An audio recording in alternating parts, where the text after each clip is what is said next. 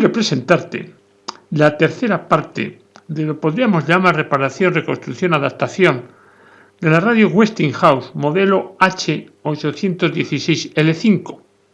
En la segunda parte nos quedamos en que había encontrado un inversor de los chinos capaz de suministrarme 110 voltios a 60 Hz, que son los que necesito yo para mover el reloj. Y ahí salieron cosas importantes en los comentarios. Y en los comentarios se hablaba de qué ruido podría producir, si eso haría una interferencia sobre la radio. E incluso también alguien dijo, bueno, pues carguémoslo, pongámosle una carga, a ver qué forma de onda da en ese momento lo que es el inversor. Y eso vamos a hacer. Lo que estoy haciendo ahora es ponerle una carga que es una bombilla, como puedes ver. Y sí que es verdad que cambia la forma de onda de lo que es el inversor, pero yo diría que para peor. Porque lo que ahora hace es que antes era como un poquito más escalonada la onda, ahora no, está en alto, bajo, pero siendo muy rectangular. Y ahora lo podemos ver sin carga. Como puedes observar, sin carga pasa como por el estado de cero, o sea, es más escalonada.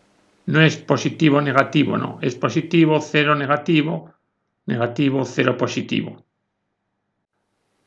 Mira, y ahora lo que he puesto es esos filtros muy elementales que suelen ir en el enchufe, de tal forma que la entrada es la parte que entraría el enchufe y la salida es donde tiene unos terminales donde yo le he puesto la bombilla y donde también le he cargado el osciloscopio para saber qué forma de onda da ahora, es decir, cuando por medio está ese filtro. Como puedes ver, es idéntica, ese filtro no hace absolutamente nada a la señal que me está produciendo en este momento ese inversor.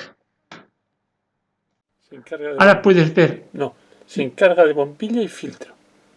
Sin carga de bombilla y filtro. Es lo que has escuchado. Antes era el tiempo real y ahora es la voz cuando hago la realización. Lo único que he hecho es quitarle la carga. Por eso digo sin carga de la bombilla y filtro. También es idéntico. Es decir, con carga o sin carga parece que ese filtro de red que yo he puesto no sirve para nada. Ahora estamos escuchando la radio, haber puesto el reloj. La radio sin poner el reloj va bien, no hay ruidos y todo es correcto. Pero el problema que nosotros queremos valorar es qué efecto produce el inversor de los chinos cuando la radio está puesta y el inversor de los chinos está muy próximo a esa radio. Tan próximo que al final lo meteremos dentro. O la zona tablada en la provincia de Sevilla. Compañía Quinter. Buenas, vengo de Securitas Direct. El sonido es limpio, no tiene problemas, es una radio muy simple, pero un circuito muy seguro. Ahí ya hemos metido el reloj. La distribución de los componentes es la que ves. Es decir, en el frontal de la radio, pero por supuesto por fuera, tengo el inversor de los chinos. Luego hay un cable que va justo por encima de lo que es esa bobina de antena, que es la parte posterior de la radio, y de ahí llego al reloj. Sí que es verdad que este modelo de radio no favorece mucho precisamente este tipo de solución que hemos dado con el inversor por medio. ¿Por qué? Porque tiene la bobina, esa bobina de antena, la tiene alrededor de todo lo que es la tapa posterior. Y eso, digamos, da más superficie para que haya más flujo perturbador por parte de lo que es el inversor de los chinos. Si hubiera sido una bobina concentrada, probablemente esto lo podríamos haber mejorado bastante, pero tropezamos con esa dificultad, porque con una bobina concentrada, quizá poniéndola lejos, igual nos salía con menos ruido. Ahora hay que tener en cuenta que el ruido que se me produce no es solamente de lo que puede ser el propio inversor, sino sobre todo yo creo que es el cable de salida. Ese cable de salida que ahora me alimenta el reloj y que ahora me está pasando por la bobina posterior de la radio.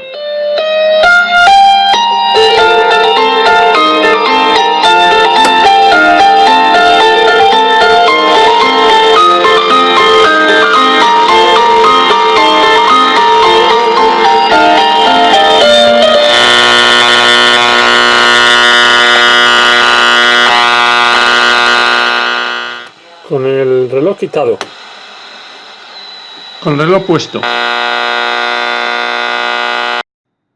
Mira, lo que vamos a hacer ahora, hay muchos colegas que lo han hecho ya en YouTube, pero yo tenía, y como te dije, el inversor tenía 2 salidas USB.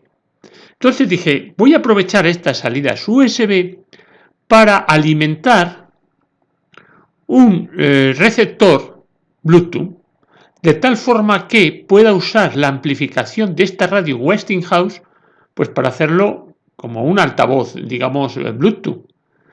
Y esto, ya digo, está hecho en internet y no es que esté descubriendo la pólvora, ni mucho menos, ni tampoco lo pretendo. Solamente lo que pretendo es aprovechar una salida USB que me da este inversor de los chinos y el hecho que yo disponía de este receptor Bluetooth hace muchísimo tiempo, creo que fue un regalo de un amigo, y digo, bueno, pues es ocasión ahora de probarlo y de enseñar cómo lo voy a montar.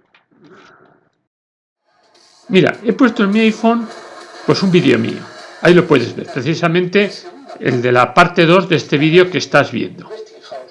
Ahí he cargado lo que es el inversor de los chinos con mi receptor mi receptor Bluetooth, que se alimenta con el USB que tiene el de los chinos. Muchas radios ya que es ponerla a una tensión de 220. Pero cuando las cosas se hacen muchas veces y más o menos funcionan, pues al principio pues igual no es preciso. Y eso me pasó. Bueno, y ahí simplemente lo que he hecho es meterlo a ese amplificador que tengo siempre con el clónico del IC680R que hicimos. La señal que va de mi receptor de Bluetooth a lo que es el amplificador, la he sacado con los auriculares de Renfe. Estos auriculares que regalan en Renfe. Tiene un hilito muy fino, pero es bastante fácil de poderlo raspar un poco, quitarle el barniz y ya conectarlo de otra manera, o sacar de ahí la señal. O sea que se puede manejar ese tipo de conector, ese tipo de hilo. Y de momento he manejado ese tipo de hilo. Te acordarás que yo tengo incluso un vídeo hablando de lo que es la jaula de Faraday. Bien, pues lo que he hecho ahora es envolver en una lámina de cobre todo lo que es el inversor de los chinos.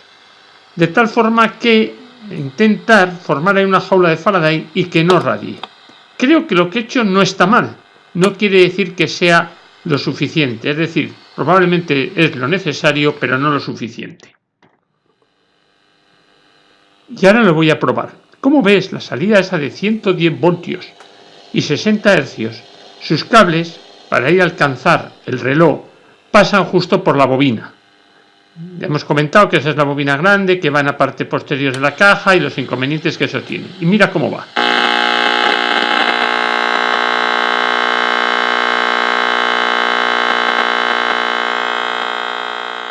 Como puedes ver, ahora ya lo he metido dentro de la caja y sigue haciendo ruido. Esa fuente de alimentación que tú ves debajo del reloj de color negro es de un ordenador portátil que da 20 voltios, pero de momento estoy usando la fuente de alimentación externa de 12 voltios que siempre utilizo para el inversor de los chinos. Cable que ves ahí negro lo que trae es los 12 voltios continuos de la fuente de alimentación que tengo. Sigue haciendo ruido y ahora veré qué mejoras o qué, empeoramientos me trae el hecho de poner la fuente de alimentación interna. De momento sigo con el mismo montaje, es decir, todavía estoy con una fuente de alimentación externa para que veas cómo sintoniza. Como la señal es potente, pues va a enmascarar bastante bien el ruido que produce el inversor. Digamos, la antena sintonizada como para captar justamente el potencial que tiene esa novela. Eso debe ser un poco cura de humildad, porque Totalmente. Los editores que acertáis siempre con estos exitazos, igual te subes demasiado No, son curas de humildad permanentes, porque además... Esa es la fuente de 20 voltios que voy a utilizar poniéndole luego un regulador, un 7812 por medio, y que lo alimentará precisamente el inversor de los chinos, al cual ya le he cortado mucho cable, le he dejado con ese cable pequeño que termina en los cables rojo y negro, positivo y negativo de 12 voltios que meteré. La fuente da 12 voltios y 3 y pico amperios. O sea, es pequeña, pero da buena chicha. Y su conector es un poquito singular. Tiene como un pin interno. Y luego los contactos van en la parte concéntrica. Bueno, es fácil. Tú determinas enseguida de esos 3 cables que salen cuáles son el positivo y el negativo. La entrada de la fuente a 220 voltios lo hice mediante un cable blindado. Un cable blindado que, pues, 2 vivos constituyen uno de los polos de la red y la masa constituye el otro polo de la red. Bueno, porque es un cable flexible, lo tenía y dije, bueno, mejor protege un poco de ruidos. Míralo, ahora ya lo puedes ver con el regulador, con el 7812, le puse un disipador y funcionando el reloj, el reloj está funcionando. No va, lo de siempre, cuando la emisora está sintonizada no va del todo mal, ¿vale?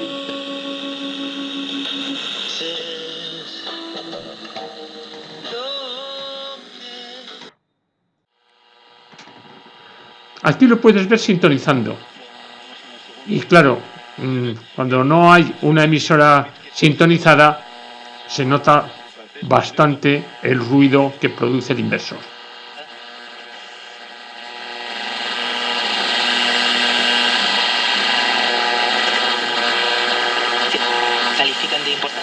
Mira, aquí hice una prueba de ver si mejoraba poniendo un condensador a uno de los polos de la red, incluso cambiando esos polos de la red, y tocaba lo que era el blindaje de cobre.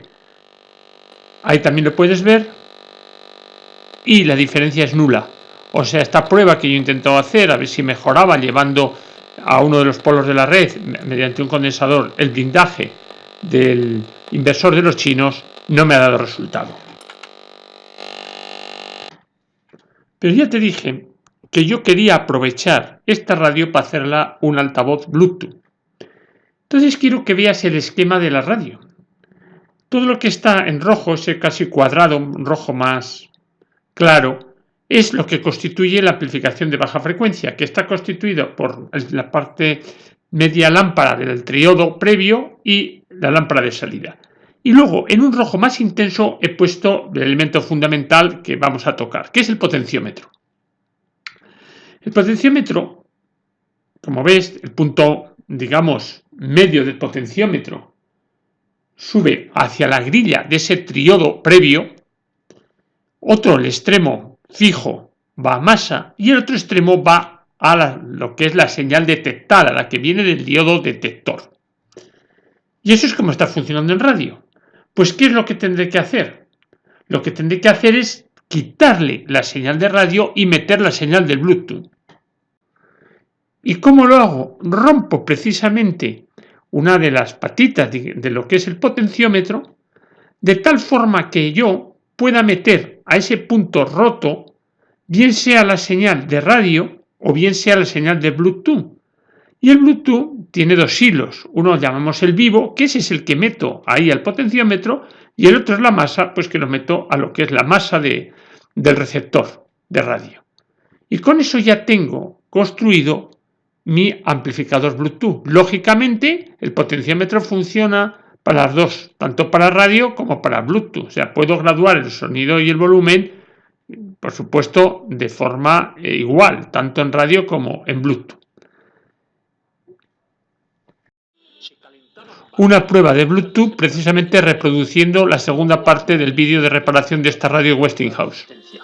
Y la tensión que tenía en los extremos de la resistencia era 71,4 voltios, no esos 40, 41, esos voltios que yo creía que tenía que haber teóricamente ahí. Mira, tengo todo metido, es decir, ya está todo con su fuente de alimentación, bueno, como estaba anteriormente, pero un poquito ya, incluso un poco más ordenado.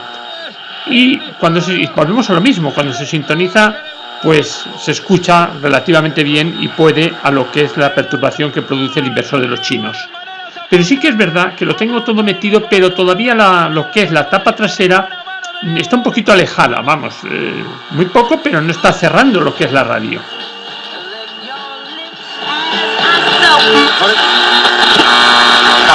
Está veterano aguantando ahí hasta el final, sí. Ojo al córner, que lo va a botar el Deportivo Alavés desde la derecha y abierto. Golpea Alex Vidal. balón al segundo palo, la engancha Duarte, otra vez abajo Diego López. ¡La ha enganchado Duarte y abajo!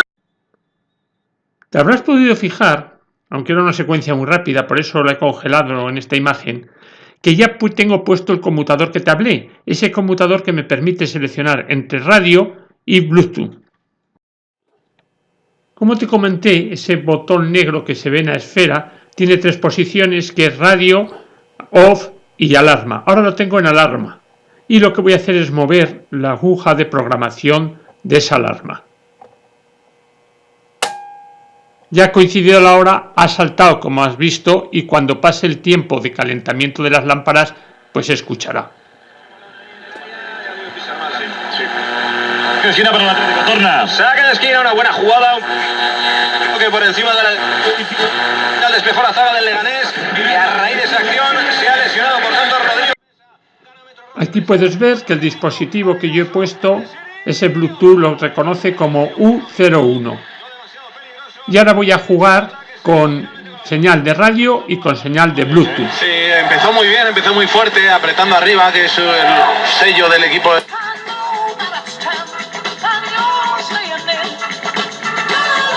De primera para Enesiri, que está ahí ahora como extremo izquierdo, que se ha jugado prácticamente. Primero la falta. Ahora quiero indicarte 2 mejoras que cuando tenga tiempo y los componentes los realizaré. Una de la primera mejora es la salida de 110 voltios y 60 Hz que da el aparato de los chinos, ponerla con cable blindado hasta el reloj. Lo que pasa es que el reloj, trabajar llegando con el cable blindado hasta el origen de los cables del reloj, es un poquito complicado, porque o desmonto todo el reloj, o sea que siempre tendré que dejar un trozo de cable paralelo, vamos, independiente, sin ser blindado, que es el que sale del reloj. Pero bueno, ganaría ese tramo que va desde lo que es desde los chinos hasta esos extremos del reloj. Y el segundo sería encontrar una fuente de alimentación que me da 20 voltios en continua, me dé 10 voltios. ¿Por qué? Porque si no me está disipando una potencia ahí dentro de lo que es el disipador, el 7812, que lo único que hace es darme más calor todavía a la caja. Y nada más, espero te haya gustado. Ya digo, este no aportaba mucho, pero creo que es aprovechar al máximo el famoso inversor de los chinos. Muchas gracias.